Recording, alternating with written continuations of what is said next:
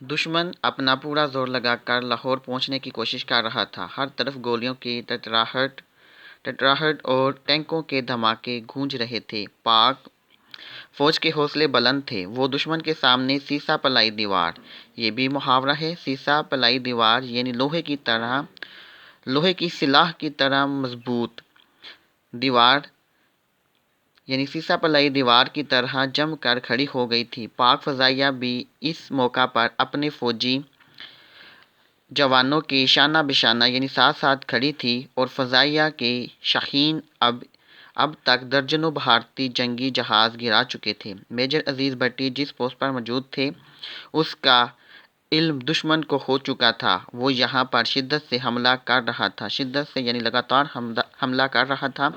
اس کے باوجود آپ پیچھے نہیں ہٹے، کیونکہ یہ نسبتاً اونچا مقام تھا جہاں سے دشمنوں کی نقل و حرکت یعنی کوئی کام کرنا یعنی ان کی کوئی بھی ایکٹیویٹیز پر آسانی سے نظر رکھی جا سکتی تھی۔ توپوں کی گھن گرج سے کان بہرے ہوئے جاتے تھے۔ میجر عزیز بھٹی آنکھوں سے دوربین لگائے تن کر کھڑے تھے یعنی سینہ تان کر کھڑے تھے۔ ان کے اشارے پر ہماری توپوں نے بھی گولے اگلے اور کچھ دیر کے لیے دشمنوں کو خاموش کر دیا۔ اس کے بعد آپ اگلے مورچوں پر گئے اور وہاں پر حالات کا جائزہ لیا۔ کھانا آ چکا تھا، لیکن آپ نے انکار کرتے ہوئے کہا، پہلے جوانوں کو کھانا دو۔ اس کے بعد نیکسٹ پیج پہ کچھ دیر بعد بھارتی دشمنوں نے برکی پر دونوں جانب سے پیش قدمی کی۔ میجر عزیز بھٹی نے پھرتی سے دوربین لگائی اور اپنی جان کی پرواہ نہ کرتے ہوئے ایک اونچے چبوترے پر چڑھ گئے۔ وہاں سے انہوں نے دشمنوں کے ٹھکانوں پر ایسے ٹھیک نشانے لگوائے کہ دشمن بھاگ نکلا۔ فضا اللہ اکبر یعنی اللہ اکبر کے نعروں سے گونجنے لگی، ہر طرف سے اللہ اکبر کی آوازیں بلند ہونے لگی۔ میجر عزیز بھٹی چلا کر فوجی جوانوں کے حوصلے بلند کر رہے تھے۔ غازیوں، تمہیں خالد بن ولید رضی اللہ تعالیٰ عنہ، محمد بن قاسم اور صلاح الدین ایوبی کے نقش قدم پر چلنا ہے، یعنی ان عظیم ہستیوں کے نقش قدم پر چلنا ہے۔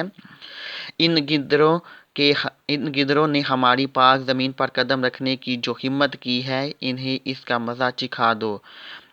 رات گیر تک دشمن کے حملوں کو پسپا کیا جاتا رہا، یعنی ان کے حوصلوں کو پست کیا جاتا رہا۔ آپ خود دشمنوں کی ہر حرکت پر گہری نگاہ یعنی نظر رکھے ہوئے تھے۔ اسی طرح مقابلہ کرتے ہوئے 6 دن اور 7 راتیں گزر گئیں۔